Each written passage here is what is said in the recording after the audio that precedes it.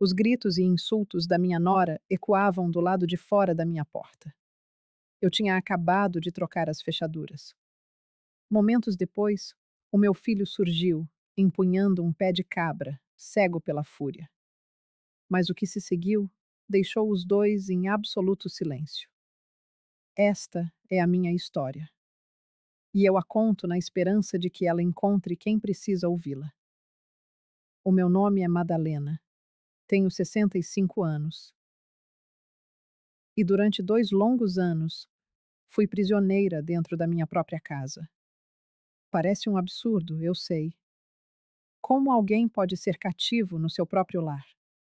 Mas era exatamente isso que eu era. O meu quarto era a despensa. Sim, a despensa. Aquele cubículo ao lado da cozinha, onde se guardam mantimentos e produtos de limpeza.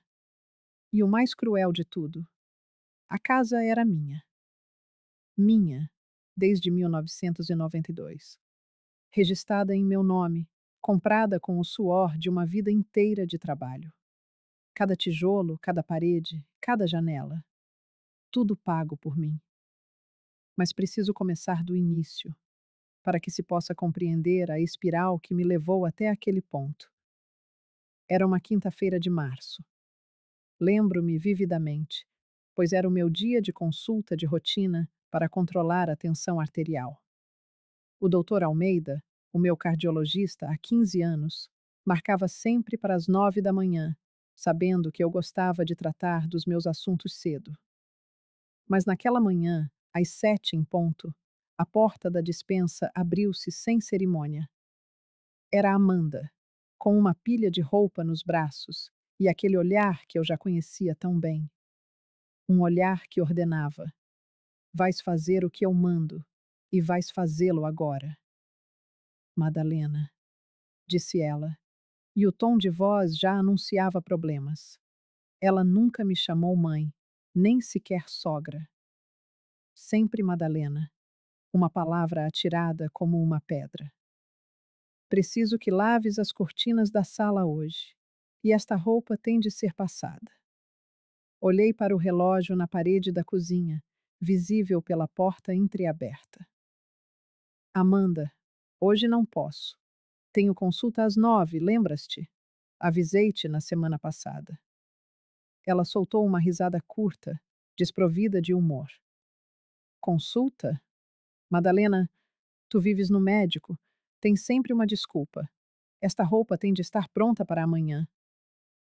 Posso tratar disso quando voltar. Tentei negociar, sentindo o nó de ansiedade que se formava sempre que o confronto era inevitável. Devo estar de volta por volta das 11. Não, Madalena. Tem de ser agora. Ela largou a pilha de roupa sobre a minha cama improvisada, um colchão fino que mal cabia no espaço. O Lucas e eu trabalhamos o dia todo para sustentar esta casa. O mínimo que podes fazer é ajudar. Sustentar esta casa. As palavras queimaram como ácido. Era a minha reforma que pagava a luz, a água, os impostos, o condomínio, tudo. Eles não contribuíam com um único cêntimo. Amanda, por favor, a consulta é importante. A minha atenção está. A tua atenção, a tua atenção. Ela revirou os olhos. É sempre a tua desculpa. Se parasses de inventar doenças e trabalhasses a sério, talvez a tua atenção melhorasse. Foi nesse momento que o Lucas apareceu. O meu filho. O menino que adotei aos 5 anos, que criei sozinha, desdobrando-me em 2 empregos para lhe dar tudo e ter teto. O homem que agora, com 35, me olhava como se eu fosse um fardo. Que barulho é este tão cedo? Perguntou ele, com a voz rouca de quem acabou de acordar. É a tua mãe, respondeu Amanda, carregando no tua, como se para o lembrar de que o problema era dele. A inventar desculpas para não fazer as tarefas. Não é desculpa, Lucas. Tentei explicar, as lágrimas a quererem saltar. Eu odiava chorar à frente deles, odiava parecer fraca. Tenho uma consulta marcada há 3 semanas. Lucas olhou para mim. Por uma fração de segundo, julguei ver um lampejo de compaixão no seu olhar, mas desapareceu tão rápido como surgiu. Mãe, tens de te organizar melhor. A Amanda tem razão. Tens o dia todo livre. Não custa nada remarcar. Mas eu já remarquei 2 vezes. Então remarca outra vez.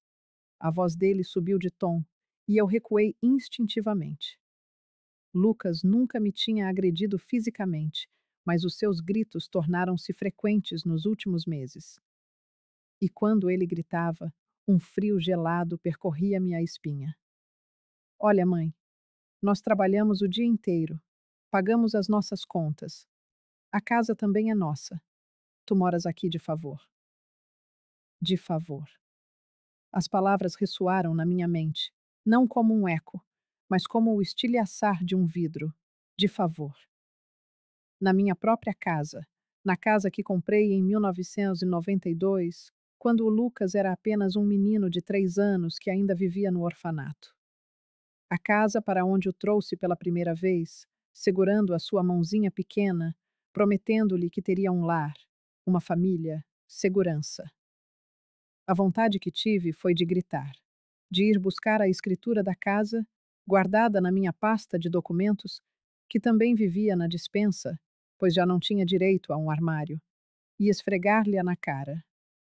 Mostrar-lhe o nome: Madalena Santos Costa, proprietária legal. Mas não fiz nada. Apenas baixei a cabeça e murmurei: Está bem, eu lavo as cortinas. Amanda sorriu, vitoriosa. Ótimo. Até logo, Madalena. E saíram sem um olhar para trás. Fiquei ali, a olhar para a roupa e para as pesadas cortinas. 7 e 1/4. Liguei para o consultório. A secretária, a dona Rosa, atendeu com a sua voz doce de sempre. Bom dia, dona Madalena. Tudo bem? Já está a caminho? Bom dia, dona Rosa. Olhe, eu preciso de remarcar. Houve uma pausa. Remarcar outra vez? Dona Madalena, já é a terceira vez. O doutor Almeida está preocupado consigo. A sua atenção estava alterada na última consulta. Eu sei, mas surgiu um imprevisto. Um imprevisto mais importante que a sua saúde? Olhei para as cortinas de veludo castanho, que pesavam 1 tonelada. Uma escolha de Amanda, para dar um ar sofisticado à sala. Claro, a sofisticação de as lavar era minha. É complicado, dona Rosa. Outra pausa, mais longa. Dona Madalena, desculpe a intromissão, mas está tudo bem por aí? A sua voz parece diferente. Nada estava bem. Mas o que poderia eu dizer? Que o meu filho me tratava como uma empregada? Que eu dormia numa despensa? Está tudo ótimo, dona Rosa. Só um pouco cansada. Remarquei para dali a 3 semanas. Cuide-se, está bem? Disse ela antes de desligar. Comecei a arrastar as cortinas para a lavandaria. A minha coluna protestava, os meus joelhos doíam, mas era o coração que mais sofria. Tudo começou há 2 anos, quando o Lucas começou a namorar a Amanda. Ela era bonita, falante, sempre sorridente. Parecia a mulher que finalmente o faria feliz. Fiquei genuinamente feliz por ele. 6 meses depois, falaram em casamento. Pareceu-me rápido, mas o Lucas estava radiante. E então veio o pedido. Mãe, importavas-te que morássemos aqui só por uns 6 meses, um ano no máximo, até juntarmos dinheiro para o nosso apartamento? Eu deveria ter dito não. Deveria ter ouvido aquela vozinha no fundo da minha mente. Mas ele era o meu filho. Como poderia negar-lhe um teto? Claro, meu amor, a casa tem quartos de sobra. Foi o maior erro da minha vida.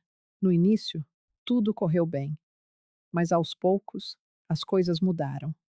Primeiro, A Amanda sugeriu que eu lhes cedesse o quarto principal. Afinal, Madalena, não precisas de um quarto tão grande, pois não? Concordei. Mudei-me para o quarto mais pequeno.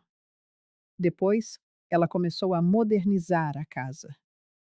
Os meus móveis, as minhas recordações, a cadeira da minha mãe, o quadro da minha primeira viagem, o espelho da minha avó, tudo desapareceu, descartado sem a minha permissão, até que um dia ela sugeriu a dispensa. É só por uma semana. A minha mãe vem visitar-nos. Uma semana tornou-se permanente e eu deixei. Por medo. Medo de o perder, medo de ficar sozinha. Mas naquela manhã, enquanto lavava aquelas cortinas, algo dentro de mim começou a mudar. Terminei tudo pela 1 da tarde. Às 3, a Amanda chegou, carregada de sacos de compras de lojas caras. Sapatos, blusas, uma mala nova. Gastaste o teu salário todo? Tentei brincar, mas a minha voz saiu amarga. Não é da tua conta, respondeu ela, desdenhosa. Mas sim, trabalho muito. Mereço um presente. Não disse nada. Apenas pensei na minha reforma a pagar todas as contas. Ela examinou a roupa passada e pegou numa blusa. Deixaste uma marca aqui, afirmou, apontando para algo invisível. Vais ter de passar outra vez. Amanda, não há marca nenhuma aí. Ah, sim. Estás a ficar velha. A tua vista já não é a mesma. Ela praticamente enfiou-me a blusa na cara. E foi aí que algo estalou. A última fibra de paciência que me restava. Não, disse eu. A minha própria voz soou-me firme, surpreendentemente clara.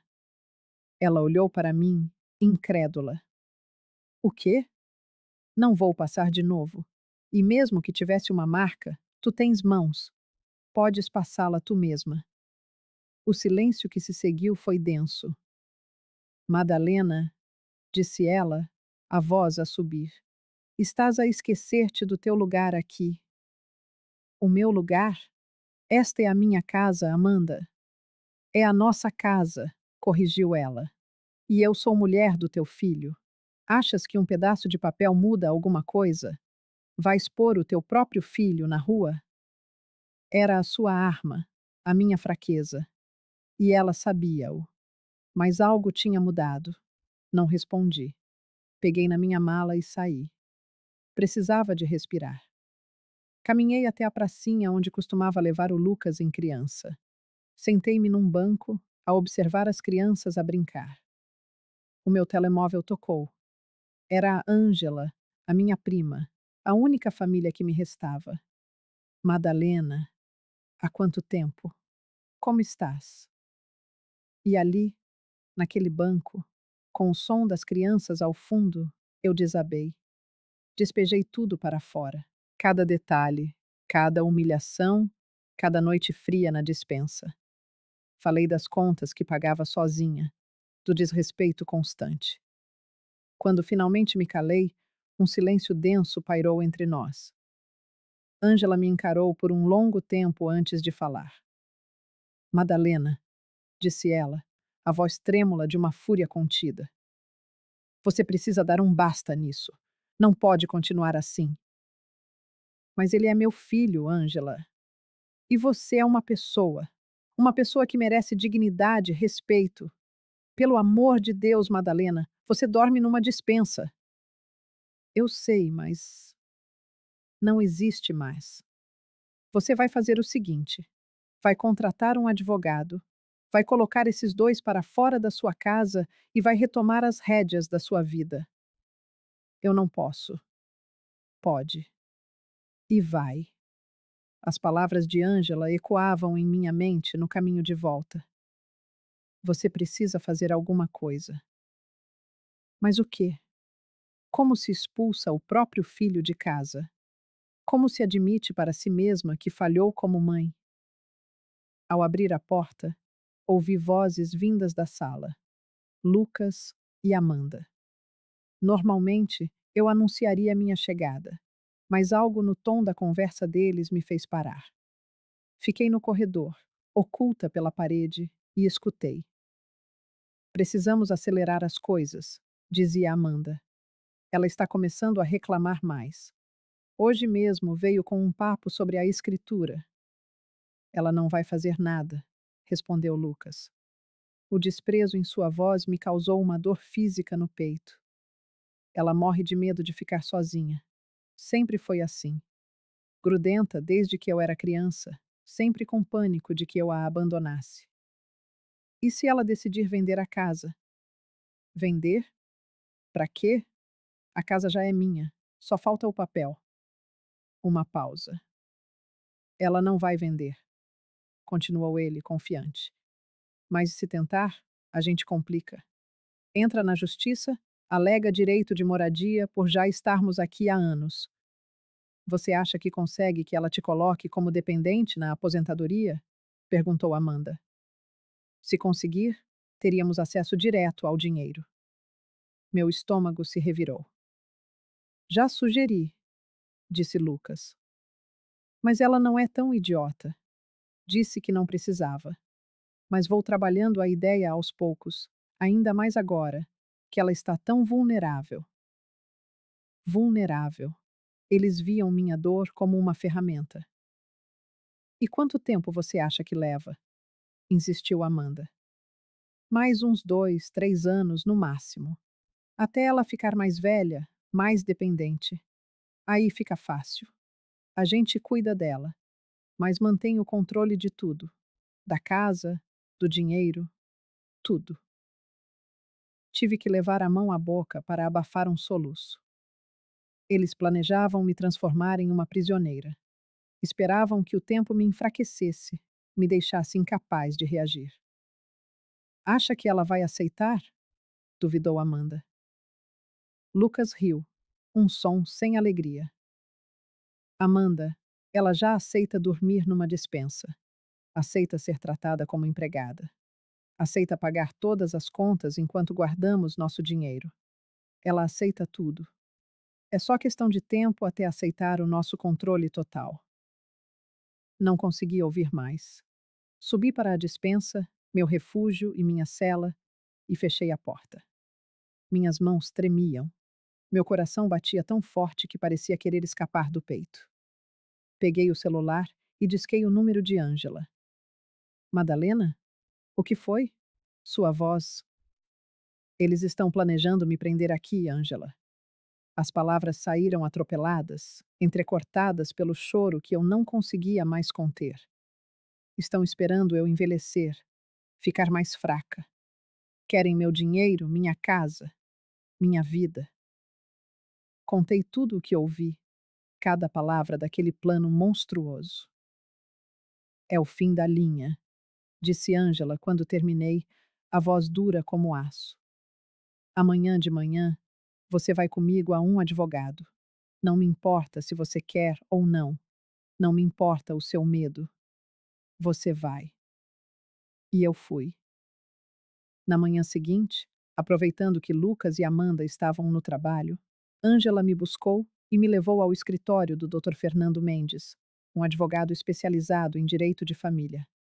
Era um homem na casa dos 50, de cabelos grisalhos e um ar sério, mas com olhos gentis por trás dos óculos de leitura. Contei minha história. Ele ouviu em silêncio, fazendo anotações. Ao final, limpou as lentes dos óculos lentamente. Dona Madalena, o que a senhora descreve não é um problema familiar. A senhora vive uma situação de abuso emocional e exploração financeira. O que acontece na sua casa é crime, previsto tanto na Lei de Violência Doméstica quanto no Estatuto do Idoso. Mas eu não sou idosa, protestei, a voz fraca. Tenho apenas 65 anos. Perante a lei, a senhora é, e tem proteção especial. O que seu filho e sua nora estão fazendo é passível de processo criminal. Eu não quero processar meu filho, disse rapidamente. Eu entendo, e não precisa. Mas precisa retomar o controle da sua vida. e nisso eu posso ajudá-la. Ele se inclinou para a frente. A casa está no seu nome? Sim, tenho a escritura. Ótimo. E quem paga as contas? Eu. Todas. Tenho os comprovantes. Melhor ainda, isso estabelece que a senhora é a única mantenedora do imóvel. Eles têm algum contrato de aluguel? Não, eles só moram lá. Perfeito. Legalmente são apenas ocupantes a título gratuito. A senhora tem todo o direito de pedir que desocupem o imóvel. Mas eles não vão sair por bem, interveio Ângela. Provavelmente não, concordou o advogado. Por isso, vamos precisar de uma estratégia. E da sua coragem, dona Madalena. Eu faço o que for preciso, disse eu, surpreendendo a mim mesma com a firmeza na voz. Dr. Fernando sorriu. Então, o plano é este. A senhora vai começar a documentar tudo, cada ordem, cada humilhação. E preciso que grave as conversas sempre que possível. Use o celular, deixe-o gravando no bolso. Essas gravações serão as nossas provas. Gravar? A ideia me assustou. Sim. E depois, vamos notificá-los legalmente para que desocupem a casa. Se não saírem, entramos com uma ação de despejo. Com as provas que a senhora vai reunir, será um caso rápido. E se eles ficarem violentos? Se tentarem algo contra mim? Para isso, no momento certo, pediremos uma medida protetiva. Mas primeiro, as provas. Quanto mais evidências, mais forte a senhora estará. Saí daquele escritório sentindo algo que não sentia há anos: esperança. Nos dias seguintes, meu celular se tornou minha arma secreta. Gravei quando Amanda me acordou aos gritos num sábado, às 6 da manhã, para limpar o banheiro antes da chegada de suas visitas. Gravei quando Lucas me chamou de dramática, por reclamar de dor nas costas. Gravei Amanda rindo com as amigas, dizendo que tinha uma empregada que morava de graça. Gravei Lucas gritando porque o saleiro estava vazio. Gravei, gravei, gravei. Em 2 semanas, eu tinha 53 arquivos de áudio. 53 provas da minha prisão invisível. E a cada gravação, algo dentro de mim endurecia. A tristeza dava lugar a uma raiva fria, um combustível para a minha determinação. No escritório do Dr. Fernando, toquei algumas das gravações. Ele ouviu em silêncio, o rosto impassível. Quando terminei, ele apenas balançou a cabeça. Dona Madalena, com isso, seu caso é irrefutável. E agora? Agora preparamos a notificação de despejo. E quando eles a receberem, a senhora precisa estar pronta, porque a reação deles não será boa. Eu sei, respondi. E pela primeira vez, eu realmente sabia. Enquanto o advogado preparava os documentos, ele me instruiu sobre o passo seguinte. Assim que receberem a notificação, eles provavelmente sairão para trabalhar no dia seguinte. Nesse momento, a senhora vai chamar um chaveiro e trocar todas as fechaduras da casa. Trocar as fechaduras? Sim, é seu direito como proprietária. Caso contrário, eles podem simplesmente ignorar o aviso e continuar entrando. Ao trocar as fechaduras, a senhora estabelece um limite físico. A casa é sua e o acesso deles não é mais livre. A ideia me assustava e me eletrizava na mesma medida. Naquele dia, ao voltar para casa, olhei para a despensa. Para o colchão fino, para minhas roupas em caixas, para a prateleira com meus poucos pertences. Lembrei-me da conversa deles, do plano de me ver definhar ali até que tivessem controle total. Não, eu não iria permitir. Na semana seguinte, a notificação formal de despejo chegou. 30 dias para desocupar o imóvel. Eu não estava em casa. Segui o conselho do advogado e fui ao supermercado. É melhor que a senhora não esteja lá. Deixe que processem a informação sozinhos. Mesmo a 3 quarteirões de distância, senti meu celular vibrar sem parar. Lucas, Amanda, Lucas de novo. Não atendi. Voltei tarde da noite, na ponta dos pés, e me tranquei na despensa.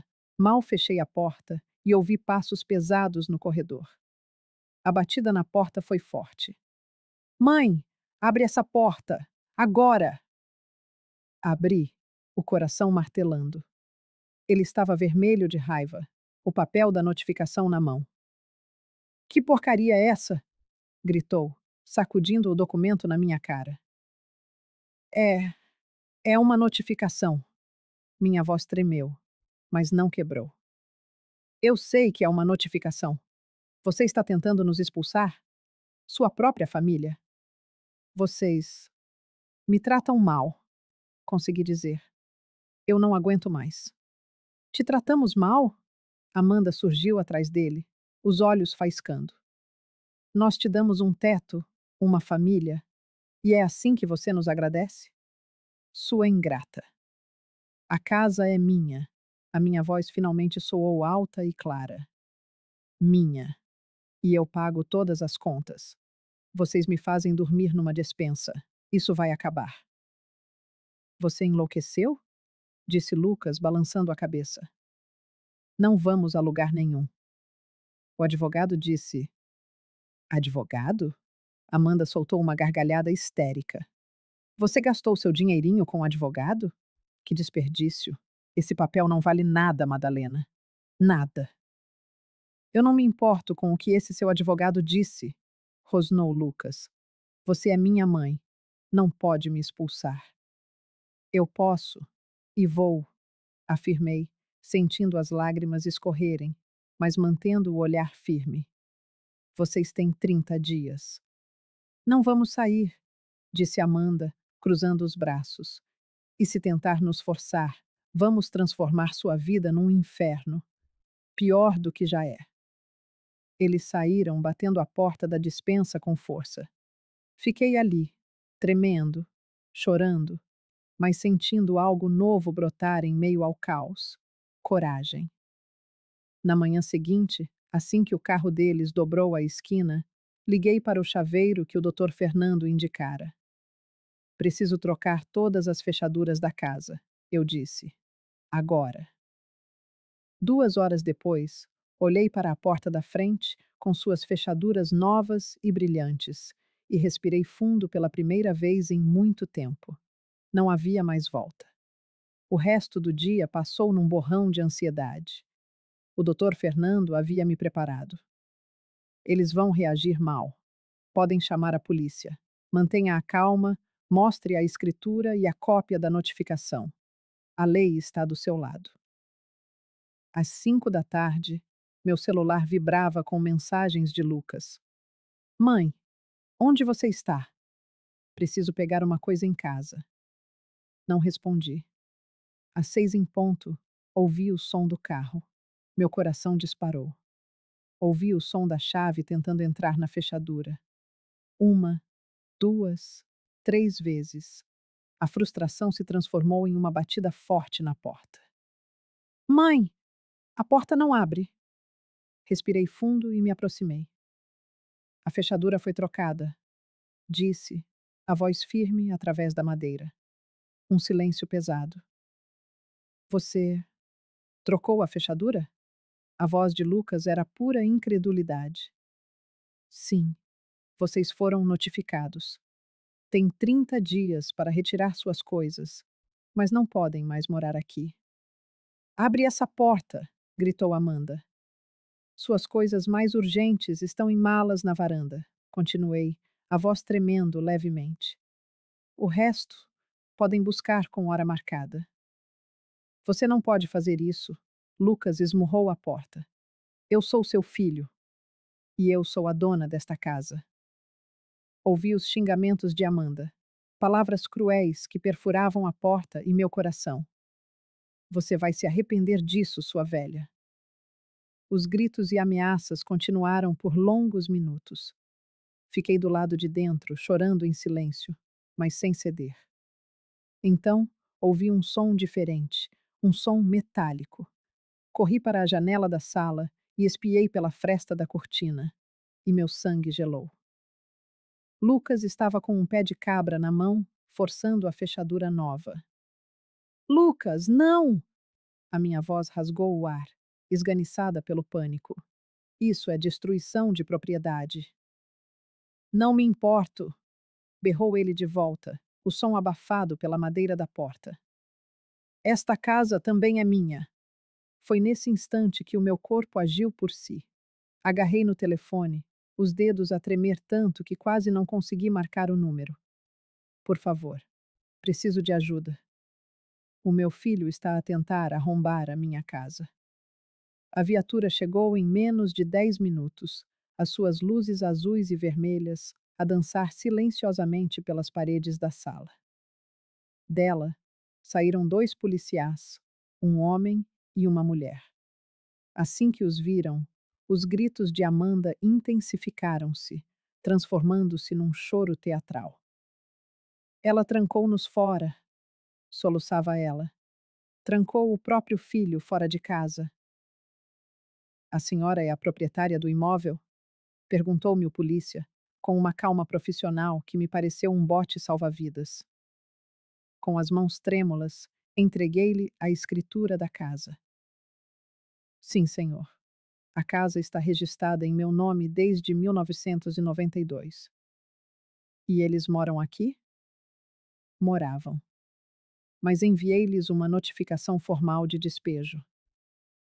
Mostrei-lhe a cópia do documento, a minha voz a ganhar uma firmeza que não sentia. Tem 30 dias para desocupar, mas a partir de hoje, não os quero mais aqui dentro. Ela não pode fazer isto, choramingou Amanda, agarrando-se ao braço de Lucas. Ele é filho dela. Como é que ela pode tratar o próprio filho assim?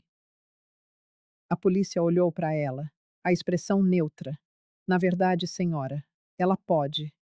A casa está no nome dela. Ela tem todo o direito de decidir quem pode ou não residir aqui. Mas ele é filho dela, insistiu Amanda, como se a palavra filho fosse uma chave mágica. Isso não altera os direitos de propriedade, senhora, explicou pacientemente o polícia. Se a dona do imóvel quer que saiam, tem de sair. A notificação de despejo está correta e dentro da lei. Lucas, que até então estava em silêncio, empalideceu. Mas as nossas coisas estão todas aí dentro. A senhora vai permitir que eles recolham os seus pertences? Perguntou-me a polícia. Sim, claro. Já deixei as malas com o essencial na varanda. O resto podem vir buscar aos poucos, com hora marcada. Está a ver? Disse o polícia a Lucas. A sua mãe está a agir dentro da lei. Terão acesso aos vossos bens, mas não podem mais morar aqui. Isto é ridículo, explodiu Amanda. Ela está a ter um surto. Provavelmente é Alzheimer ou algo do gênero. Ela nem sabe o que está a fazer. Eu sei muito bem o que estou a fazer, respondi, a calma a instalar-se em mim como uma armadura. E tenho 65 anos, não 85. A minha mente está perfeitamente sã. A senhora tem algum documento médico que comprove a sua capacidade mental? Perguntou a polícia. Felizmente, o Dr. Fernando tinha previsto este exato momento. Tenho sim. Fiz uma avaliação psiquiátrica na semana passada. Entreguei-lhe o documento. Atesta que estou em perfeita saúde mental. Amanda ainda tentou argumentar, mas os policiais foram firmes. Ouçam, podem levar as vossas coisas agora, ou voltar noutro dia. Mas a decisão da proprietária é legal e final. Depois de os polícias saírem, Lucas e Amanda pegaram nas malas que eu tinha deixado na varanda. Amanda chorava, uma performance dramática para uma plateia que já tinha partido. Lucas estava em silêncio, mas o olhar que me lançou antes de entrar no carro era de puro ódio. Quando eles finalmente se foram, fechei a porta e o meu corpo cedeu. Deslizei até ao chão da sala e chorei. Chorei de medo, de alívio, de uma tristeza profunda. Eu tinha realmente feito aquilo. Tinha expulsado o meu próprio filho. Mas quando as lágrimas secaram, olhei ao redor da sala. A minha sala. Na minha casa. E pela primeira vez em 2 anos, senti-me em casa outra vez. Nos dias que se seguiram, transformei a minha dor em método. O doutor Fernando tinha sido claro. Eles vão tentar reverter isto, dona Madalena, principalmente se tentarem processá-la ou fazer alguma campanha de difamação. Precisamos de estar preparados. E eu preparei-me. Criei o meu arsenal. Primeiro, a escritura da casa, registrada no cartório em 12 de agosto de 1992.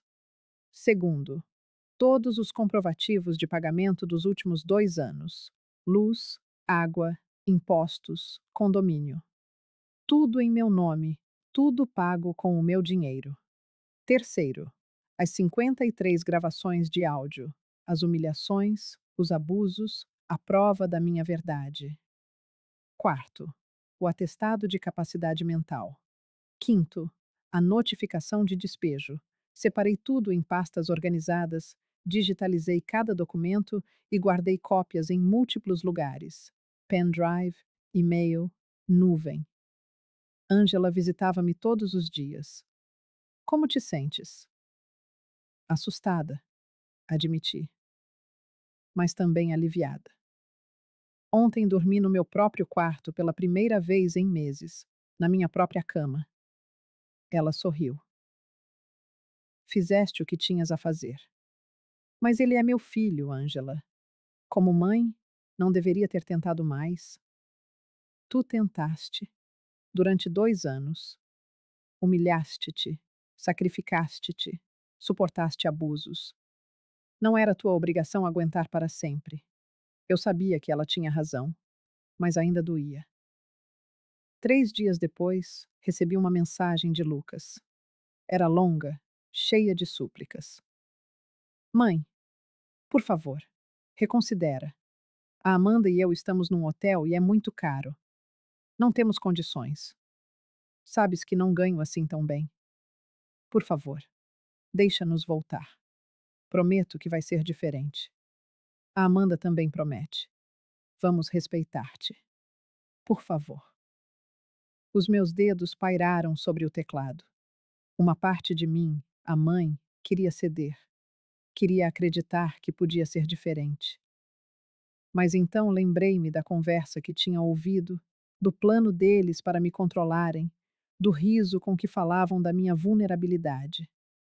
Respondi: Lucas, a decisão está tomada. Podem vir buscar o resto das coisas no sábado, às 10 da manhã. Estarei aqui, com o meu advogado presente. A resposta dele foi imediata. Vais arrepender-te disto. E eu sabia que era verdade. Não de os ter expulsado, mas de que eles iriam tentar fazer-me arrepender. No sábado, pontualmente às 10 horas, eles apareceram. O doutor Fernando estava comigo, assim como Ângela e o seu marido, Paulo. Isto é mesmo necessário? Perguntou Lucas, ao ver os reforços. É para a segurança de todos, explicou o doutor Fernando. Para garantir que tudo decorre de forma civilizada. Amanda mal olhava para mim, os dedos a voar sobre o ecrã do telemóvel. Passaram as 2 horas seguintes a empacotar roupas, sapatos, livros, eletrônicos. Amanda fez questão de levar coisas que eram claramente minhas. A batedeira da cozinha, alguns quadros, toalhas de banho. Essas coisas são minhas, apontei. São? Disse ela, com um sorriso sarcástico.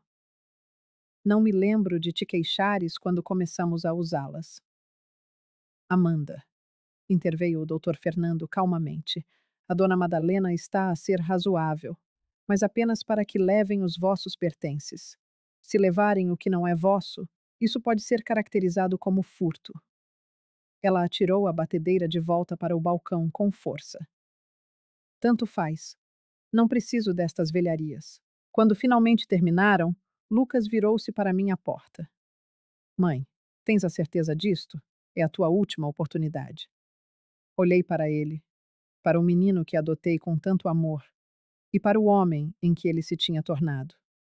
Vi, com uma clareza dolorosa, que já não havia retorno. Tenho a certeza. Ele abanou a cabeça. Tudo bem, mas não digas que não te avisei. Depois de saírem, o doutor Fernando virou-se para mim. Dona Madalena, prepare-se. Eles vão tentar alguma coisa. Podem processá-la. Podem espalhar mentiras. Fique atenta. Ele tinha razão. 2 dias depois, Ângela ligou-me, a voz em pânico. Madalena, já viste? Vi o quê? O vídeo da Amanda. Está em todas as redes sociais. Ela está a chamar-te de monstro. O meu sangue gelou. Que vídeo? Ângela enviou-me o link. O vídeo abria com o rosto de Amanda, manchado de lágrimas que pareciam ensaiadas, sentada no que parecia ser um quarto de hotel barato. Olá a todos, dizia ela, a voz embargada por soluços perfeitamente cronometrados. Vim aqui só para desabafar. A minha sogra, que sempre tratei com tanto respeito e carinho, expulsou-nos de casa. É isso mesmo. Pôs-nos na rua sem dó nem piedade. O vídeo já tinha milhares de visualizações e os comentários eram uma torrente de ódio. Que sogra cruel! Velha mal agradecida. Coitados, tão jovens e a passar por isto. Amanda continuava a sua performance. Ela inventou que a maltratávamos. Mentira! Sempre cuidamos dela. Pagávamos as contas, fazíamos as compras. E agora? Ela expulsa-nos e ainda tenta pintar-nos como os vilões. A minha mão tremia enquanto segurava o telemóvel. Ela está a mentir, Ângela. Está a mentir descaradamente. Eu sei, mas as pessoas estão a acreditar nela. O vídeo já tem mais de 50.000 visualizações. Liguei imediatamente para o doutor Fernando. Já vi, disse ele, antes que eu pudesse explicar. E não se preocupe. Temos as ferramentas para desmentir cada palavra dela, mas precisamos de agir com estratégia. Estratégia? Ela está a difamar-me para milhares de pessoas. E é exatamente por isso que precisamos de ser inteligentes. Se a senhora publicar algo agora, no calor do momento, vai parecer defensiva. Vamos esperar. Vamos deixá-la cavar a própria cova com mais mentiras. E então, no momento certo, responderemos com factos, com provas irrefutáveis. Mas esperar era a parte mais difícil. Naquele momento, compreendi que a verdadeira batalha estava apenas a começar. O vídeo de Amanda espalhou-se como um incêndio. Em 3 dias, ultrapassou as 200.000 visualizações. Ela tinha se tornado uma espécie de mártir da internet. A nora expulsa pela sogra cruel. Começaram a surgir reportagens em blogs locais. Idosa expulsa filho e nora da própria casa.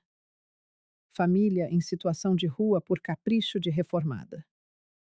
As manchetes eram horríveis e nenhuma continha a minha versão da história. A pressão era insuportável. Jornalistas ligavam-me, influenciadores usavam o meu caso como um exemplo de sogra tóxica. Cada dia era uma tortura. Lia os comentários, pessoas a chamarem-me de monstro, a desejarem minha morte. Chorei muito. Questionei 1000 vezes a minha decisão. Foi o senhor Antônio, o meu vizinho, que me trouxe de volta à realidade. Tocou a minha campainha numa terça-feira à tarde, segurando um prato coberto com papel de alumínio. Dona Madalena, fiz um bolo e lembrei-me da senhora. Convidei-o a entrar. Sentamo-nos na cozinha. Eu vi os vídeos, disse ele sem rodeios. Aquela mulher é uma mentirosa. Olhei para ele surpreendida. Eu ouvia-a gritar consigo, continuou ele. As paredes não são assim tão grossas. Ouvi coisas terríveis, palavras que ninguém devia usar com outra pessoa. muito menos com uma senhora da sua idade. Uma vez, ouvi-a chamar-lhe de velha inútil, porque não lhe tinha lavado a roupa. As lágrimas começaram a escorrer pelo meu rosto. Por que é que nunca disse nada? Ele suspirou. Achei que não era da minha conta. Mas agora, ao ver estas mentiras todas, não posso ficar calado. Tirou um papel do bolso. Escrevi um depoimento com tudo o que testemunhei: datas, horas, situações. Se precisar, estou disposto a testemunhar. Senhor Antônio, obrigada. A senhora fez o que estava certo. Nunca duvide disso. Levei o depoimento ao doutor Fernando. Isto é ouro, dona Madalena. Um testemunho de terceiros é extremamente valioso. Mas há mais uma coisa.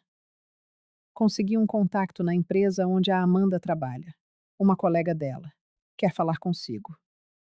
No dia seguinte, encontrei-me com Jéssica num café discreto. Ela era uma mulher na casa dos 30, de expressão séria. Obrigada por ter vindo, disse ela. Não podia mais ficar calada. Conhece a Amanda? Trabalho no mesmo departamento. E, bem, ouvi muita coisa. A Amanda costumava gabar-se de como a manipulava. Contava às colegas como viviam de graça na sua casa, como a senhora pagava todas as contas. O meu estômago embrulhou-se. Ela dizia isso abertamente? Sim, achava graça. Dizia que a senhora era fácil de controlar porque tinha medo de ficar sozinha. Quando vi os vídeos dela a fazer-se de vítima, fiquei com nojo. Ela está a mentir descaradamente. Estaria disposta a testemunhar? Sim, e tenho mais. Mostrou-me o telemóvel.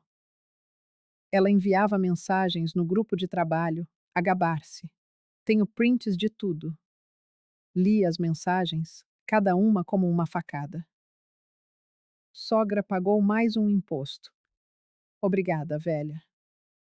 Dormir até tarde enquanto ela limpa a casa tem as suas vantagens. Ela pediu para ajudar nas compras, mas fingi que não ouvi, haha. Eram provas. Provas cruéis, mas irrefutáveis. Quando mostrei tudo ao Dr. Fernando, ele sorriu. Perfeito. Agora temos a escritura, os comprovativos, as gravações, o depoimento do vizinho e as próprias palavras da Amanda a confessar tudo. Está na hora de responder. Como? Da mesma forma que ela a atacou, nas redes sociais. Mas vamos fazê-lo de forma diferente. Com fatos, com calma, com provas. Sem emoção, apenas a verdade. Passamos os 2 dias seguintes a preparar a minha resposta. A senhora vai gravar um vídeo, explicou o doutor Fernando. Simples, direto. Sentada na sua poltrona, na sua sala, com a luz do dia a iluminar-lhe o rosto. Sem dramaturgia. A verdade não precisa de palco. O que devo dizer? A verdade. Mas vamos seguir um roteiro. Primeiro, apresente-se calmamente. Segundo, mostre os documentos. Terceiro, partilhe as provas em áudio.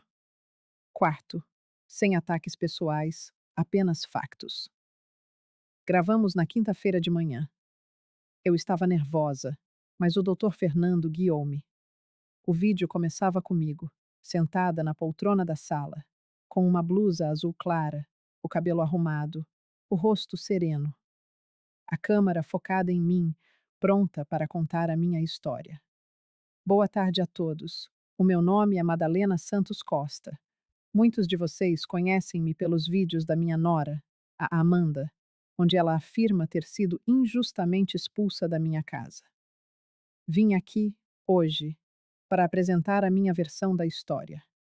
Não com lágrimas ou dramatizações, mas com factos e documentos. Para que não restassem dúvidas, comecei pelos factos concretos. Ergui a escritura da casa e mostrei-a à Câmara. Esta é a escritura da casa, registrada em meu nome na Conservatória do Registro Predial, a 12 de agosto de 1992. Como podem ver claramente, o imóvel é meu, legalmente meu, há 33 anos. De seguida, peguei na pasta com os comprovativos. Estes são os recibos de pagamento de luz, água, impostos e condomínio dos últimos 2 anos. Podem ver as datas, os valores e o meu nome em cada um deles. Paguei cada cêntimo de cada conta desta casa, sozinha, com a minha reforma da Segurança Social. Respirei fundo antes de continuar. A parte mais difícil vinha agora. A Amanda afirma que pagava as contas e que me tratava bem. Isso é falso. Durante 2 anos, fui forçada a dormir na despensa da minha própria casa. Fui tratada como uma empregada. Fui humilhada, diariamente. Peguei no meu telemóvel. Tenho aqui 53 gravações de áudio que documentam os abusos que sofri. São conversas reais, com datas e horários registados. Não as vou reproduzir todas agora, mas estarão disponíveis para quem as quiser ouvir. Toquei numa das gravações. A voz de Amanda soou, nítida e cortante. Madalena, estás a ficar velha e inútil. Já nem para lavar uma peça de roupa em condições serves. Pausei a gravação e olhei para a câmara. Esta é apenas uma de 53 gravações semelhantes. Por fim, mostrei o atestado médico. Para aqueles que questionaram a minha saúde mental, este é um atestado de uma avaliação psiquiátrica realizada a 15 de março deste ano.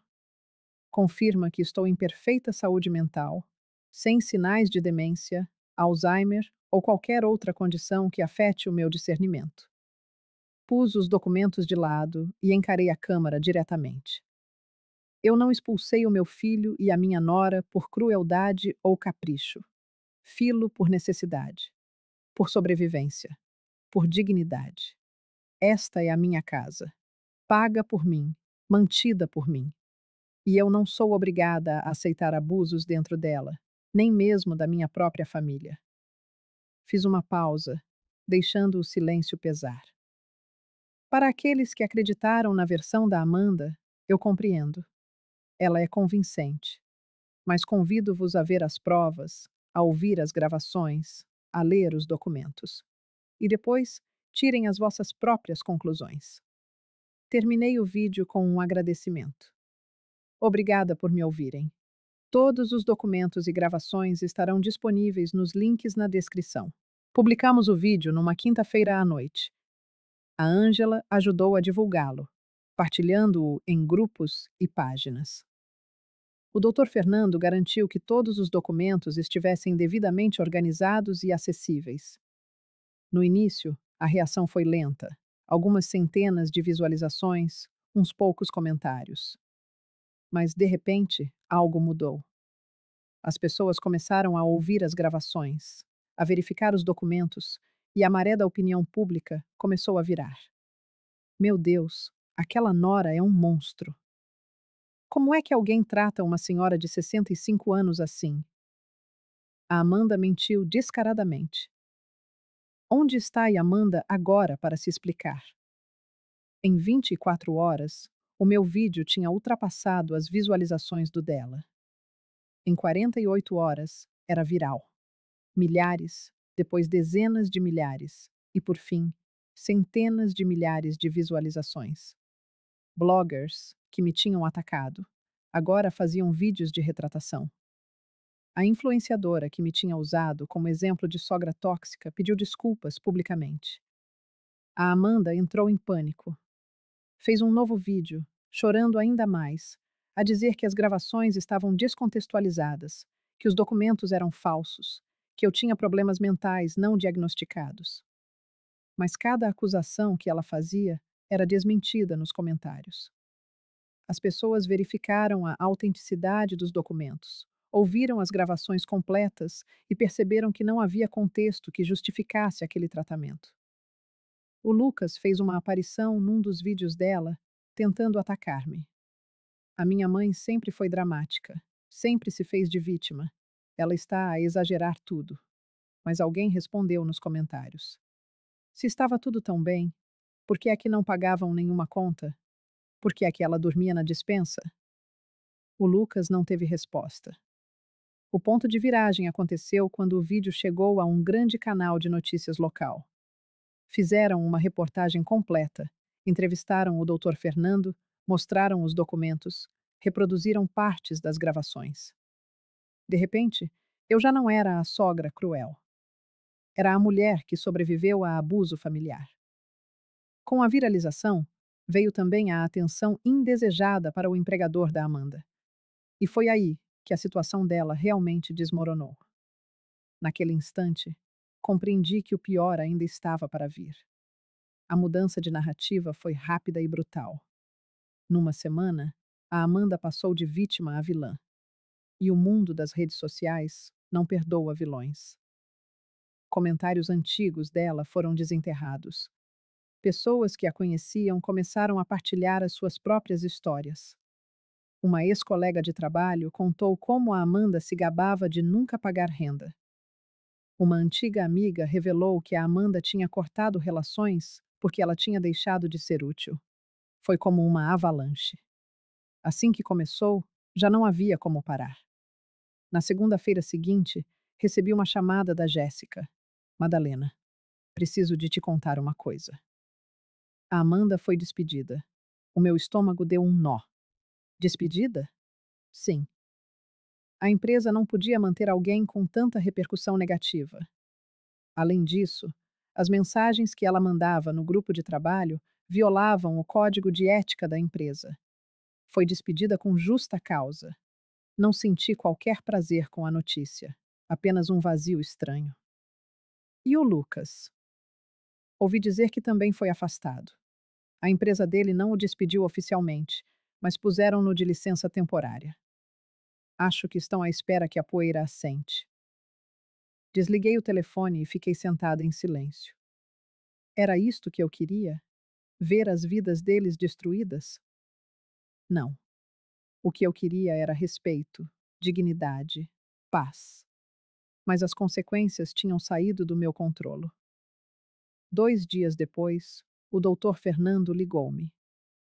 Dona Madalena, eles retiraram o processo com que a ameaçavam. Processo? Sim. O Lucas tinha ameaçado processá-la por expulsão ilegal e danos morais. Mas com a repercussão do seu vídeo e todas as provas, o advogado deles aconselhou-os a desistir. Não teriam qualquer hipótese de ganhar. Isso é bom? É excelente. Significa que legalmente a senhora está completamente protegida. Deveria sentir-me feliz, mas só me sentia cansada. A Ângela visitou-me naquela tarde. Trouxe comida caseira, a sua forma de mostrar carinho. Como te sentes? Perguntou ela enquanto punha à mesa. Não sei, admiti. Aliviada, talvez, mas também triste. Triste por quê? Ele é meu filho, Ângela.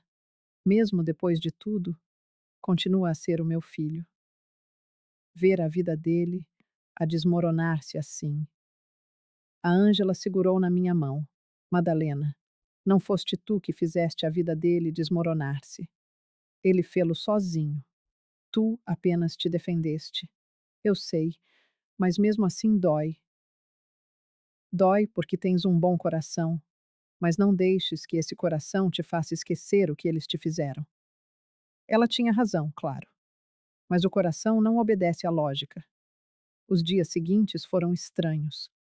A minha vida tinha se tornado uma espécie de espetáculo público. As pessoas reconheciam-me na rua. Algumas davam-me os parabéns. Fez a coisa certa. Que coragem. É uma inspiração. Outras olhavam para mim com pena. Não gostava de nenhuma das reações. Só queria voltar a ser invisível. Mas então, começaram a chegar as mensagens. Dezenas e depois centenas delas.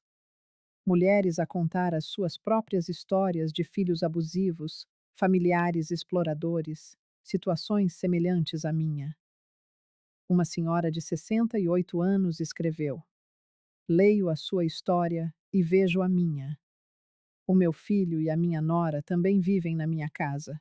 Não pagam nada e tratam-me como uma empregada. Mas tenho medo de fazer alguma coisa. Como teve coragem? Outra contou. A minha mãe tem 72 anos e está na mesma situação. Mostrei-lhe os seus vídeos. Pela primeira vez, ela admitiu que não está feliz. Obrigada por partilhar a sua história. E outra ainda. Eu era como a Amanda. Vivia na casa da minha sogra, tratava-a mal, achava que tinha direito a tudo. O seu vídeo fez-me perceber o quão horrível eu era. Estou a tentar emendar as coisas agora. Li cada mensagem. Chorei com muitas delas. E comecei a perceber que a minha história se tinha tornado maior do que eu. Tinha se tornado um símbolo, uma representação de algo que muitas pessoas viviam, mas não tinham coragem de enfrentar. Foi então que recebi uma chamada inesperada. Dona Madalena? Daqui é a Roberta, a mãe da Amanda. Fiquei em silêncio por um momento, a processar. A Roberta tinha apoiado a filha durante todo o processo. Tinha até feito comentários maldosos sobre mim nos vídeos da Amanda. Roberta, disse eu, cautelosa. O que quer? Eu preciso de falar consigo, pessoalmente, se possível. Por favor.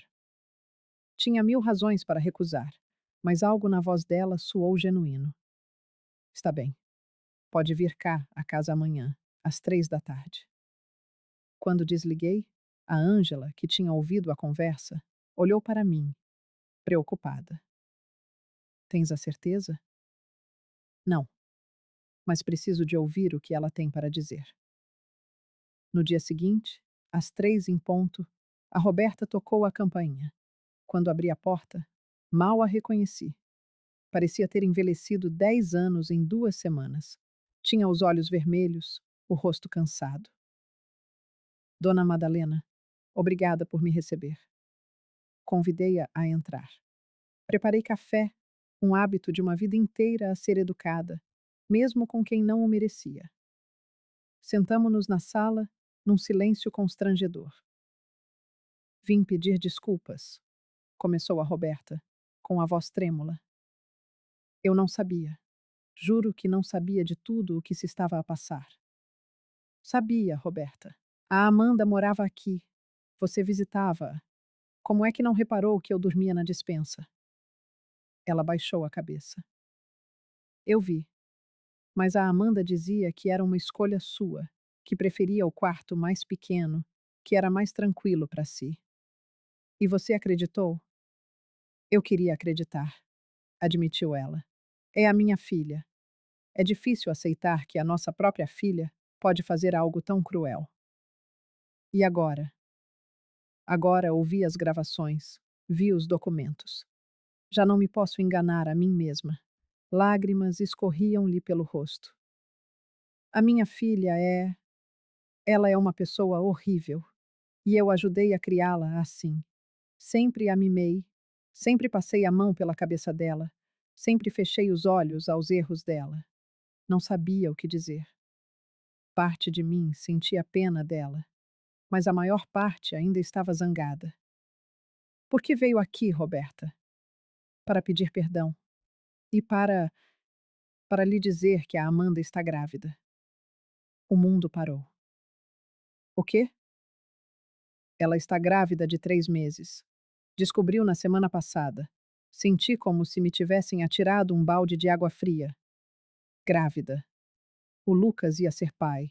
Eu ia ser avó. Ela veio contar-lhe? Não. Ela não quer que a senhora saiba. Mas eu precisava de lhe contar. Porque, apesar de tudo, este bebê também é seu neto. A minha mente estava um caos. Um bebê. Uma criança inocente que ia nascer no meio de toda esta confusão. O que quer que eu faça com essa informação? A Roberta respirou fundo. Quero pedir-lhe que retire o processo de danos morais. Ah, então era isso. Claro que não, disse eu firmemente. Mas Madalena, não. Eles difamaram-me publicamente. Tentaram destruir a minha reputação. Mentiram deliberadamente a milhares de pessoas. Um processo de danos morais é o mínimo que merecem. Mas e o bebê? Eles não têm dinheiro agora. A Amanda perdeu o emprego. O Lucas está de licença. Como vão criar uma criança? Isso não é problema meu, Roberta. Deviam ter pensado nisso antes. Por favor, implorou ela. Faça-o pelo bebê, pelo seu neto.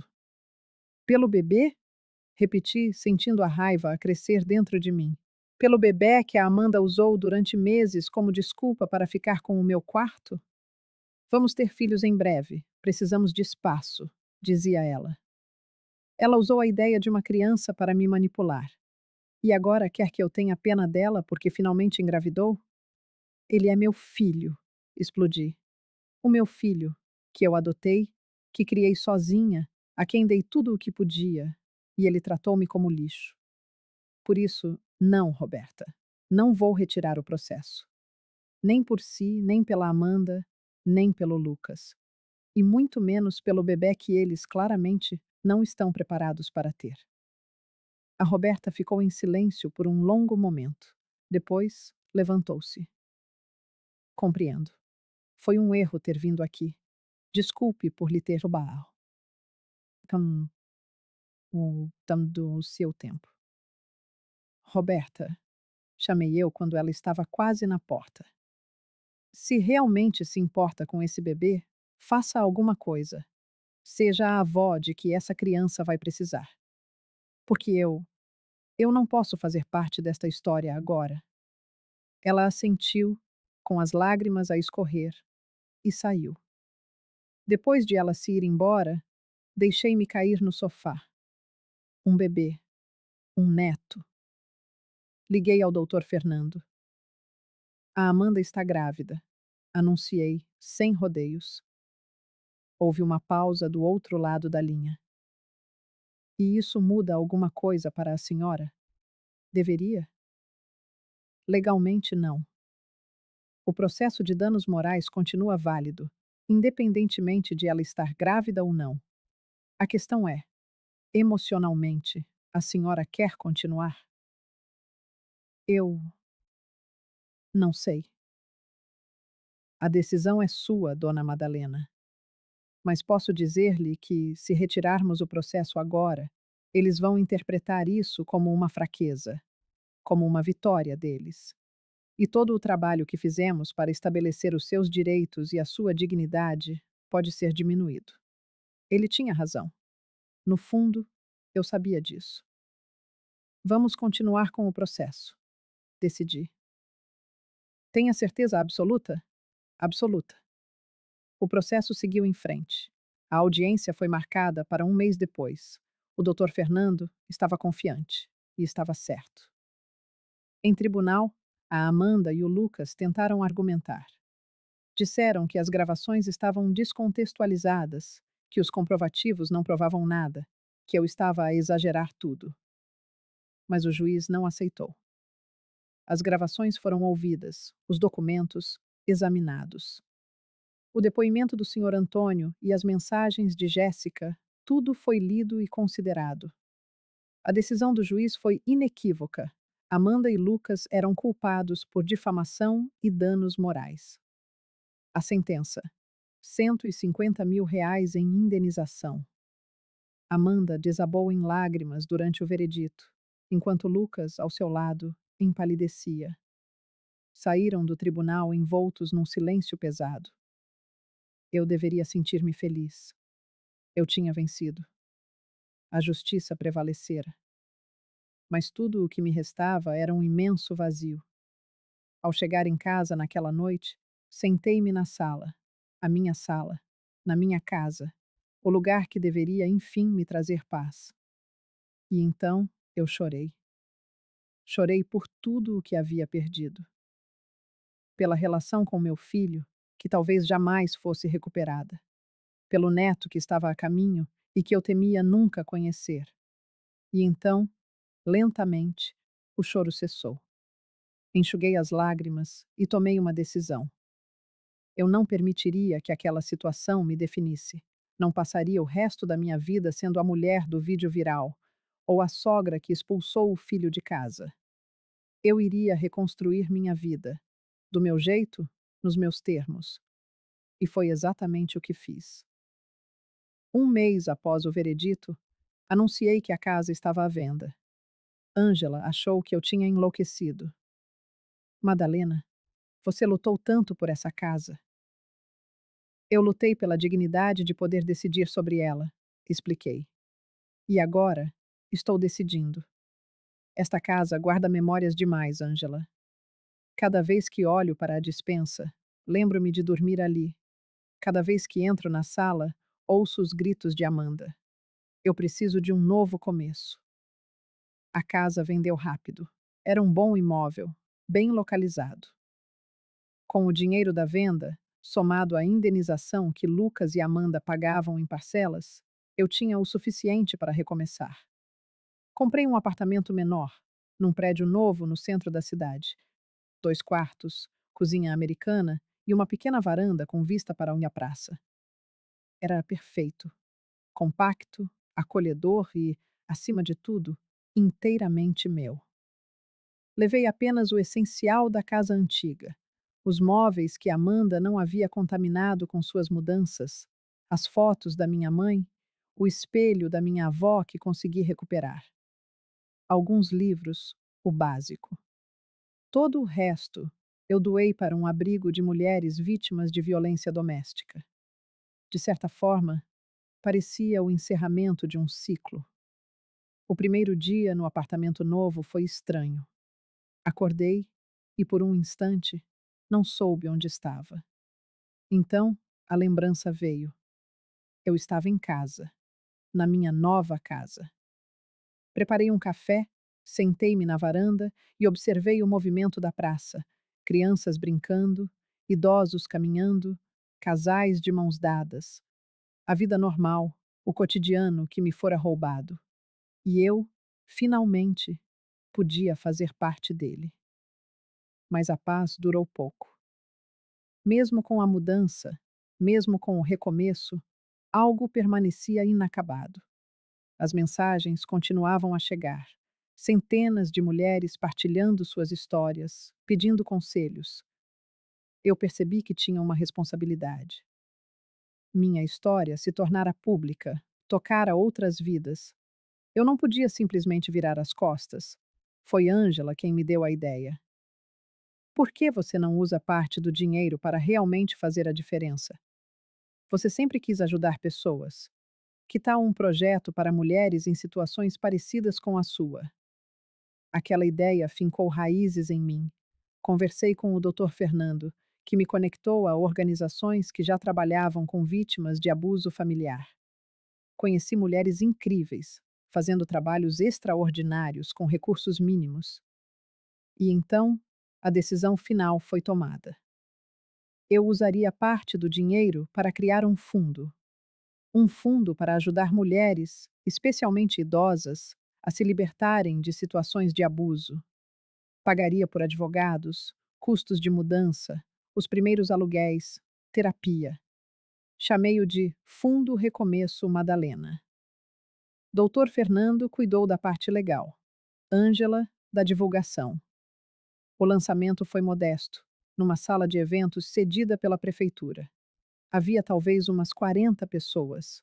Alguns seguidores das redes sociais, trabalhadores de abrigos e algumas vítimas em busca de ajuda. Fiz um pequeno discurso. Pela primeira vez, falei publicamente não sobre mim, mas sobre todas as outras. As mulheres invisíveis, as que sofriam em silêncio, as que acreditavam não ter escolha. Eu tive sorte, disse eu. Tinha uma casa no meu nome, uma aposentadoria, recursos para um advogado. Mas e as que não têm nada disso? As que dependem financeiramente dos seus agressores? Elas também merecem uma chance de recomeçar. Quando terminei, o aplauso foi caloroso. Mas o mais importante veio depois. 5 mulheres se aproximaram, pedindo ajuda. 5 vidas nas quais eu talvez pudesse fazer a diferença. Nos meses seguintes, o fundo cresceu. Doações chegaram. Advogados e psicólogos ofereceram seus serviços voluntariamente. O que começou pequeno florescia. E eu descobri algo surpreendente. Ajudar os outros estava me curando. Cada mulher que escapava de uma situação abusiva, cada pessoa que recuperava sua dignidade, era como se um pedaço de mim também fosse restaurado. Comecei a dar palestras em centros comunitários, igrejas, associações de bairro. Contava minha experiência, falava sobre direitos, sobre como reconhecer os sinais de abuso. Não era fácil. Cada vez que narrava minha história, revivia a dor, mas valia a pena ao ver o reconhecimento nos olhos de alguém na plateia, ao ver a percepção silenciosa. Isso também está acontecendo comigo. 6 meses após a mudança, eu estava na varanda do meu apartamento quando o celular tocou. Número desconhecido. Alô? Mãe? Meu coração gelou. Era Lucas. Fiquei em silêncio, a voz presa na garganta.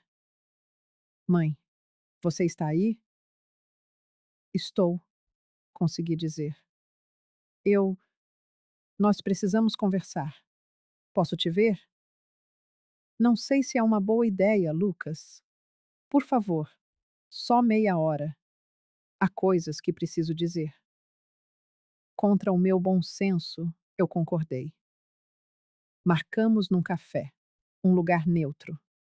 Eu não queria que ele soubesse onde eu morava. 2 dias depois, quando cheguei, ele já estava lá. Parecia diferente. Mais magro, envelhecido, com um ar de cansaço profundo. Sentei-me à sua frente. Obrigado por vir, ele começou. Eu não tinha certeza se você viria. Nem eu. Por que me ligou, Lucas? Ele respirou fundo. Para pedir desculpas. Eu fui um péssimo filho. Fui cruel, ingrato, manipulado. Deixei a Amanda te tratar daquele jeito horrível e não fiz nada. Pior, eu mesmo te tratei mal. Não há desculpa para isso. Não, não há, concordei. Minha voz firme. Ele se encolheu, como se minhas palavras fossem um golpe físico. Amanda e eu terminamos. Ele continuou. Ela teve o bebê no mês passado. Um menino, Miguel. Mas assim que ele nasceu, ela pegou a criança e foi embora. Voltou para a casa da mãe dela. Disse que sou um fracassado, que não posso sustentá-los. Uma parte de mim sentiu pena, mas a maior parte apenas pensou: consequências. Sinto muito que seu relacionamento tenha terminado, eu disse, sinceramente. Mas não sei o que você quer que eu faça com essa informação. Nada, ele respondeu apressado. Não estou pedindo nada. Só. Só queria que você soubesse. E que soubesse que você estava certa sobre tudo. A Amanda era manipuladora. E eu fui fraco demais para ver. Ou pior, eu vi e escolhi ignorar, porque era conveniente. Por quê? Perguntei. Era a pergunta que me assombrava há meses. Por que você deixou aquilo acontecer? Você me conhecia? Como pôde me tratar daquele jeito? Seus olhos se encheram de lágrimas. Porque era fácil. Significava não pagar aluguel, não me preocupar com contas. Amanda estava feliz e eu só queria mantê-la feliz. Eu dizia a mim mesmo que você não se importava tanto, que você estava bem. Eu me convenci das minhas próprias mentiras. Eu dormi numa despensa, Lucas. Eu sei. Meu Deus, eu sei. E vou ter que viver com isso para sempre. Ficamos em silêncio. O que você quer de mim? Perguntei por fim. Perdão. Sei que não mereço. Sei que talvez você nunca consiga me perdoar, mas eu precisava pedir. Olhei para ele, para o meu filho, o menino que adotei com tanto amor e esperança, agora um homem que me ferira profundamente. Não sei se consigo perdoar, Lucas. Não agora. Talvez nunca. O O que vocês fizeram destruiu algo dentro de mim. Quebrou uma confiança que não sei se pode ser consertada. Ele assentiu, as lágrimas escorrendo pelo seu rosto. Eu entendo. Mas, continuei, talvez um dia, não agora, não em breve, mas talvez, com tempo e espaço, possamos encontrar uma forma de coexistir. Obrigado, ele sussurrou. Isso já é mais do que eu mereço. Ele foi embora logo depois. Fiquei no café, processando a conversa. Não sentia ódio nem raiva, apenas uma tristeza distante, como se olhasse para algo que aconteceu há muito tempo, com pessoas que eu mal reconhecia. Talvez fosse cura, ou talvez apenas aceitação. De qualquer forma, era um passo. Mas ainda havia o bebê. Miguel, meu neto. Eu sabia que nunca teríamos uma relação normal, não com Amanda sendo a mãe, mas ele era inocente. Então, fiz algo que até hoje não sei se foi certo ou errado. Escrevi uma carta longa, detalhada, contando a minha versão da história, mas também reconhecendo meus erros. Expliquei por que as coisas aconteceram daquela forma. Selecionei a carta num envelope endereçado. Para Miguel, quando estiver pronto para entender. E enviei para Lucas com um bilhete simples. Entregue a ele quando tiver idade suficiente. Ele merece saber a verdade completa. Não sei se Lucas entregará a carta. Não sei se Miguel algum dia irá querer me conhecer. Mas eu tentei. Dei a ele uma chance de entender. E então, finalmente, eu deixei ir. Deixei Lucas ir. Deixei Amanda ir. Não era esquecimento. Era libertação. Voltei para o meu apartamento, para o meu novo começo, e pela primeira vez em anos senti uma paz verdadeira. A vida, no entanto, seguiu seu curso, e 4 anos se passaram desde aqueles dias turbulentos. 4 anos em que minha vida se transformou de maneiras que eu jamais imaginei. O fundo recomeço. Madalena cresceu. O que era um pequeno projeto tornou-se uma organização reconhecida, com parcerias com a prefeitura e escritórios de advocacia. Ajudamos 147 mulheres a saírem de situações de abuso. 147 vidas. Cada história me quebrava um pouco, mas também me curava. E eu escrevi um livro. A frase ainda soa surreal. Chamei-o de A Dispensa, como reconquistei minha dignidade. Era parte autobiografia, parte guia. Uma pequena editora local publicou. No lançamento, eu esperava 20 pessoas. Apareceram 200. Autografei livros por 3 horas, ouvindo histórias de pessoas que se sentiram salvas pela minha. Essas histórias valiam mais do que qualquer dinheiro. Minha rotina era outra. Caminhadas na praça, trabalho no fundo, palestras em universidades e conferências. Eu não era uma celebridade, era apenas Madalena, uma senhora de quase 70 anos com uma história que importava. E nos fins de semana, eu vivia. Cinema, museus, almoços com Ângela. Coisas simples. Uma vida genuinamente minha. Mas o passado nunca nos abandona por completo. Numa tarde de quinta-feira, no escritório, meu celular tocou. Número desconhecido. Por um instante, hesitei. Madalena Santos? Sim. Aqui é da Escola Municipal Santos Dumont. Estou ligando sobre Miguel Costa. Meu coração parou. Miguel, meu neto, agora com 4 anos. O que aconteceu? Ele está bem? Fisicamente, sim, mas houve um incidente. Os pais não atendem o telefone. A senhora está listada como contato de emergência. Contato de emergência? Como? Eu já estou a caminho. Peguei minha bolsa e corri para um táxi. 20 minutos depois, na escola, uma coordenadora me levou a uma pequena sala. E lá estava ele, sentado numa cadeira, esperando. Miguel, meu neto. Pela primeira vez eu o via. Eu já conhecia o seu rosto de algumas fotos que Lucas me enviava, esporadicamente. Não tínhamos retomado o contacto, mas de vez em quando ele mandava notícias do menino. Vê-lo em carne e osso, no entanto, era outra coisa. Ele tinha os olhos do pai, o mesmo formato de rosto, mas havia algo no sorriso, na maneira curiosa como inspecionava o ambiente, que era um reflexo de mim.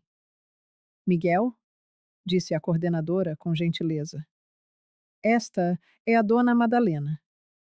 Olá, murmurou ele tímido. Oi, Miguel, consegui responder, com a voz a falhar um pouco. A coordenadora puxou-me discretamente para o lado. Houve uma briga no recreio. O Miguel bateu noutra criança. Quando tentamos ligar para a mãe, o telefone estava desligado. O pai não atendeu. O seu nome surgiu como contacto alternativo. Mas eu não sabia que era um contacto. O pai incluiu o seu nome e telefone há alguns meses. Disse que era para o caso de uma emergência real. Lucas. Tinha feito aquilo sem me avisar, sem pedir a minha permissão, mas tinha feito. Posso levá-lo para casa? Perguntei. Tecnicamente, sim, mas precisamos que os pais venham buscá-lo ou que autorizem formalmente. Vou tentar ligar de novo. Passou-se 1 hora de tentativas frustradas. Nada. Amanda não atendia. Lucas não atendia. Finalmente, a coordenadora suspirou, derrotada. Olhe, já são 5 da tarde. A escola precisa de fechar. A senhora pode ficar com ele até conseguirmos contactar os pais? Claro, eu fico com ele. E assim, de forma súbita e inesperada, dei por mim a levar o meu neto de 4 anos para casa. No silêncio do táxi, ele observava a cidade passar pela janela. O que se diz a um neto que mal se conhece?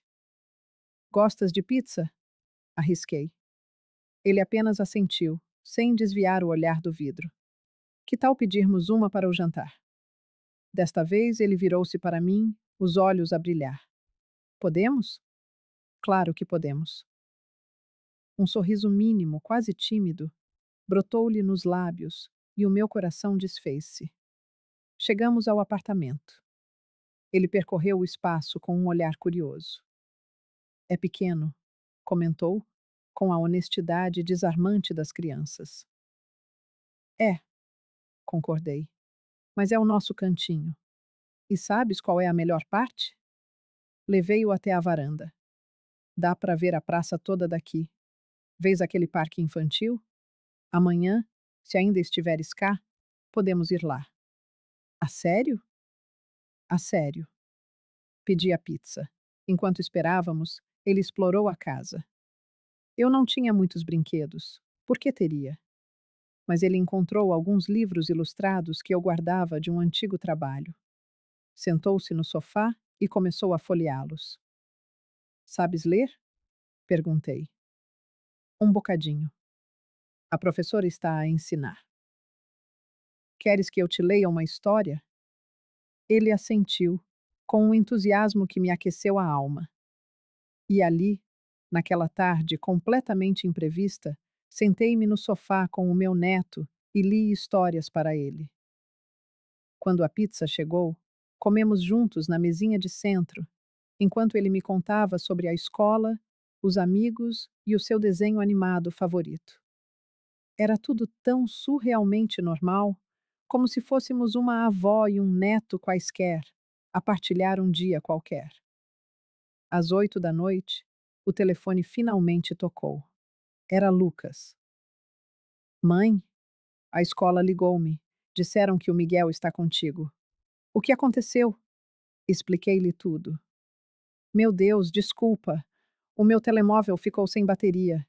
E a Amanda, bem, ela não costuma atender chamadas da escola. Posso deixá-lo dormir cá hoje? Surpreendendo a mim mesma, ouvi-me perguntar: já é tarde? Ele já jantou? Já está de pijama?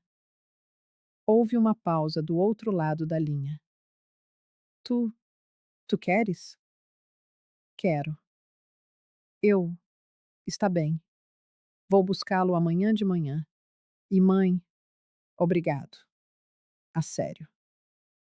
Desliguei e olhei para Miguel, que já se aninhava no sofá, quase a dormir. Miguel, vais dormir aqui hoje, está bem? Onde vou dormir? Tenho um quarto de hóspedes. Vou preparar uma cama bem confortável para ti. Preparei o quarto, coloquei lençóis limpos e dei-lhe uma das minhas almofadas mais fofas. Ele aconchegou-se debaixo dos cobertores. Dona Madalena? Podes chamar-me só Madalena. Ou, ou avó, se quiseres. Avó, testou ele a palavra. Tu és a avó do papá? Sou. Sou a tua avó. Por que é que nunca te vi antes? Como explicar a uma criança de 4 anos uma história tão cheia de nós? Às vezes, os adultos zangam-se e ficam algum tempo sem se ver. Comecei, escolhendo as palavras com cuidado. Mas isso não quer dizer que deixem de se amar. Tu amas o papá? A pergunta apanhou-me de surpresa. Pensei nela, de verdade. Sim, disse por fim. Amo. Mesmo quando estou zangada com ele, eu amo-o. E amas-me a mim. Olhei para Kei, para aquele menino, de olhos grandes e curiosos, com uma expressão tão sincera. Acabei de te conhecer como deve ser hoje, respondi com honestidade. Mas já estou a começar a amar-te muito. Ele sorriu. Eu gostei de ti. Eu também gostei muito de ti. Posso voltar aqui outro dia? Quando quiseres. Ele adormeceu minutos depois. Fiquei ali, a observá-lo, e senti algo que não sentia há muito tempo. Uma ligação familiar genuína, não baseada em obrigação ou culpa, mas em algo puro e simples. Afeto. Lucas chegou na manhã seguinte, às 9 em ponto. A sua postura era tensa. Olá, mãe. Olá, Lucas. Queres um café? Ele piscou, surpreendido. Quero. Preparei o café enquanto Miguel arrumava os livros que tínhamos lido juntos. Sobre ontem, começou Lucas. Tu colocaste-me como contacto de emergência. Coloquei. Eu sei que não tinha o direito, mas pensei que se acontecesse algo realmente sério, tu colocarias qualquer mágoa de lado pela criança. Ele conhecia-me bem. Para a próxima vez, avisa antes, disse, mas sem raiva na voz. Então, Lucas hesitou. Talvez, talvez o Miguel possa vir cá de vez em quando, se tu quiseres.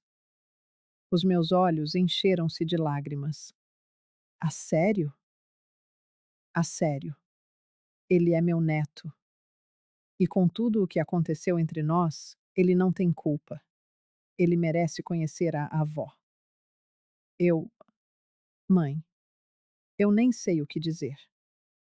Não precisas de dizer nada, mas temos de estabelecer limites. Isto não significa que voltamos a ser como éramos antes. Não significa que tudo está perdoado e esquecido, mas talvez possamos construir algo novo, algo diferente. Por ele. Lucas tinha os olhos marejados.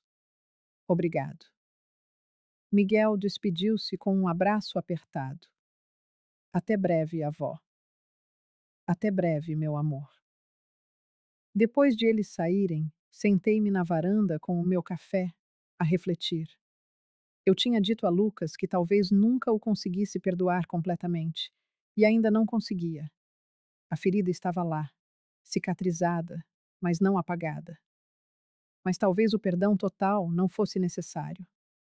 Talvez pudéssemos existir num meio termo. Não como antes, essa versão de nós estava perdida para sempre, mas como algo novo, uma relação construída sobre honestidade, limites claros e o bem-estar de uma criança inocente.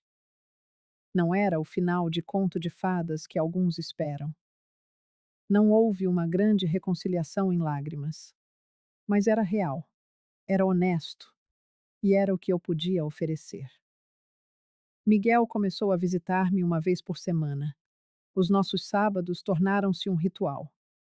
Lucas trazia-o de manhã e ia buscá-lo à tarde. Íamos ao parque, ao cinema, à biblioteca. Eu lia-lhe histórias, ele contava-me sobre a sua vida. Era uma relação construída do zero, livre do peso de expectativas impossíveis, e era maravilhosa. Amanda nunca tentou contactar-me, e estava tudo bem. Não precisávamos de ter uma relação. O que importava era que Miguel era bem cuidado. O fundo continuou a crescer. 2 anos depois daquele dia inesperado, conseguimos abrir uma casa de acolhimento temporária. Nada de grandioso, apenas com capacidade para 5 mulheres e os seus filhos, mas era um começo. Dei uma palestra numa universidade sobre abuso familiar e os direitos dos idosos. No final, uma jovem estudante de direito abordou-me. Dona Madalena, a sua história mudou a minha vida. Decidi especializar-me no direito do idoso por sua causa. Quero ajudar pessoas como a senhora ajuda. Era nesses momentos que eu percebia o verdadeiro impacto da minha jornada. Nunca se tratou apenas de mim. Tratava-se de todas as Madalenas do mundo, todas as pessoas silenciadas, invisíveis, abusadas dentro das suas próprias casas. Todas as que pensavam que não tinham escolha, que era tarde demais. A minha história mostrava que não, que nunca é tarde demais, que a família não é quem te maltrata, mas quem te respeita. Fiz 69 anos numa terça-feira de outubro. Miguel, agora com 6 anos, insistiu em fazer-me um bolo na escola.